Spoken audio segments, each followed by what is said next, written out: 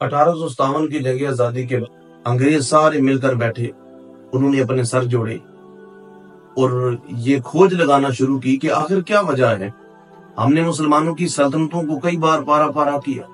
لیکن کچھ ہی عرصے کے بعد مسلمان پھر اسیر نو منظم ہو جاتے ہیں اور یہ پوری دنیا پر چھا جاتے ہیں۔ سلطنت عثمانیہ کی مثال ان کے سامنے تھی۔ آخر اسی بات پر انہوں نے ریسرچ شروع کی اور اپنے جاسوسوں کو مسلمانوں کے ملکوں میں بھیجا، کہا کہ جاؤ اور جا کر ریسرچ کرو کہ مسلمانوں کے پاس وہ کون سی طاقت ہے جو انہیں بار بار پھر حکومت میں لے آتی ہے، بار بار انہیں پاور میں لے آتی ہے، بار بار انہیں طاقت میں لے آتی ہے۔ وہ جاسوس مسلمانوں کے ملکوں کے اندر آ کر انہوں نے شب و روز گزارنے کے بعد پھر وہ واپس گئے اور جا کر بیک زبان ہو کر بولے، جس کا ترجمہ قلندر لاہوری نے بھی کیا تھا، یہ جو فاقہ کش ڈرتا نہیں موت سے، روح محمد ان کے بدن سے نکال۔ انہوں نے کہا یہ اپنے نبی سے بڑا پیار کرتے، تو گویا اگر ان کے نبی کی محبت ان کے دلوں سے نکال دی جائے تو گویا یہ مردہ جسم کی مانو۔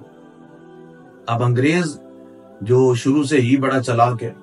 اب اس نے اس پر ریسرچ شروع کی کہ مسلمانوں کے دلوں سے حضور کی محبت کو کیسے مٹایا جائے، کیونکہ اگر آ کر کسی بھی بڑے ہی نچلے درجے کا ایمان والا بھی کوئی شخص ہو تو اسے اگر کہا جائے کہ حضور کی محبت چھوڑ دو تو گویا وہ اس پر راضی نہیں ہوگا۔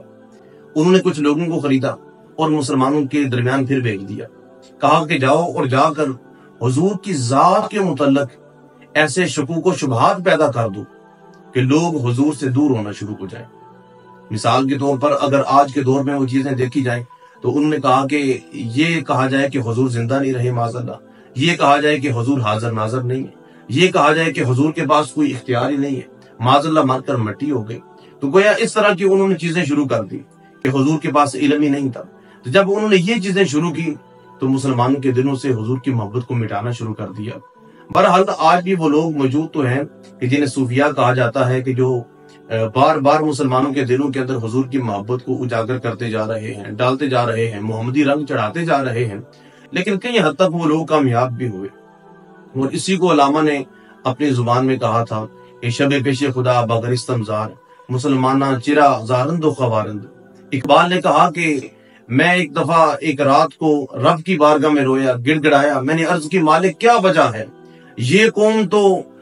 سمندروں کے اندر گھوڑے دوڑا دیا کرتی تھی، یہ قوم تو وہ ہے کہ جو کشتیاں جلا کر فتح کرنے والے تھی، یہ تو قوم فاتح تھی، یا اللہ آج یہ شکست خوردہ کیوں ہو چکی ہے، آج یہ ذلیل و رسوا کیوں ہو رہے ہو، یا اللہ بتا تو سی آخر وجہ کیا ہے؟ تو علامہ اقبال فرماتے ہیں کہ جواب آمد نمی کے ای قوم، کہ یہ قوم دل دارن و محبوب ندارن، کہا کہ یہ قوم اپنے سینے میں دل تو رکھتی ہے لیکن اس دل میں محبت مصطفیٰ نہیں رکھتی۔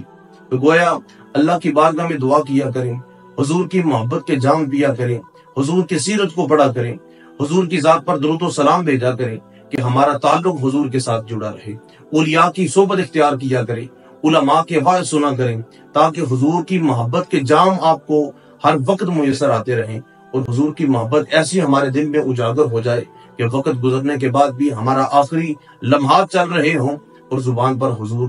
حضور کی ذات پر درود و سلام جاری ہو۔ اللہ کی بارگاہ میں دعا ہے کہ اللہ کریم ہمیں حضور کی محبت میں اور حضور کی اتباع میں مرنا جینا نصیب فرمائے۔ وما علیہ الا البلاغ المبین۔